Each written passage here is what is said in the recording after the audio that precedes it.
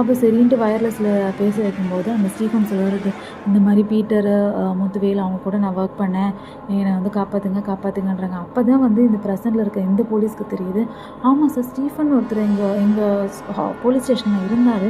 ஆனால் அவர் இப்போ இல்லை சார், ஒரு 15 வருஷம் முன்னாடி இருந்தார், இப்போ கிடையாது அப்படின்னு சொல்கிறாங்க. இவங்களுக்கு ஒரே குழப்பமாக இருக்குது, 15 வருஷம் முன்னாடி ஒர்க் பண்ணாரா?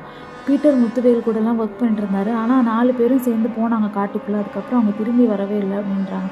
என்னது 15 வருஷம் முன்னாடி இருந்தாங்களா? அது எப்படி சார், எங்களுக்கு இப்போ தானே சார் கால் வந்திருக்கு, நீங்கள் என்ன சார் கன்ஃபியூஸ் பண்ணுறீங்க? அப்போ அந்த போலீஸ் சொல்கிறாரு, நீங்கள் ஃபஸ்ட்டு கிளம்புங்க அப்படின்னு சொல்கிறாங்க. இந்த காட்டிலேருந்து கிளம்புங்க, இது கொஞ்சம் ஆபத்தான ஏரியான்னு சொல்லி ஃபோனை கட் பண்ணிடுறாரு. பார்த்து இவங்க பின்னாடி என்னமோ வர்ற மாதிரி இவங்களுக்கு தெரியுது. இவங்க எதையோ பார்த்து அப்படியே ஷாக் ஆகிட்டு அப்படியே போகிற மாதிரியே தெரியுது. இவங்களுக்கு ஒன்றுமே புரியல, இங்கே என்னமோ நடக்குது. அது எப்படி 15 வருஷம் முன்னாடி காணாமல் போன ஒருத்தர் எப்படி நமக்கு வந்து இப்போ கால் பண்ணுவார் அப்படின்னு சொல்லி எதையோ பார்த்து ஷாக் ஆகுறாங்க. அப்புறம் என்ன பண்ணுறாங்கன்னா, அந்த வயர்லெஸ் ஃபோன் எடுத்து, சார் நீங்கள் இப்போ எந்த வருஷம் இருக்கீங்க, இன்றைக்கி டேட்டு சொல்லுங்கள் அப்படின்னு சொல்லும்போது அவன் வந்து மே சொல்கிறான்.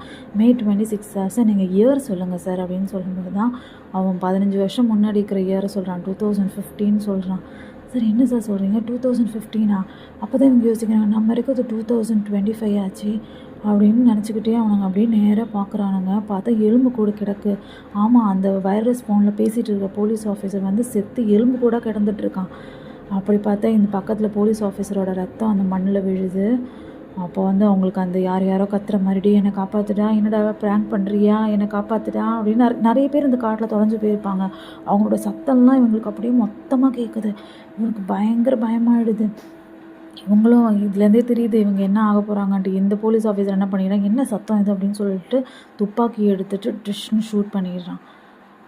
அவ்வளோதான். இதுக்கப்புறம் என்ன நடக்கும்னு நமக்கே தெரியும். இவங்களும் இதே பிரச்சனையில் மறுபடியும் மாட்டிக்கிட்டு இவங்களும் சாக தான் போகிறாங்க.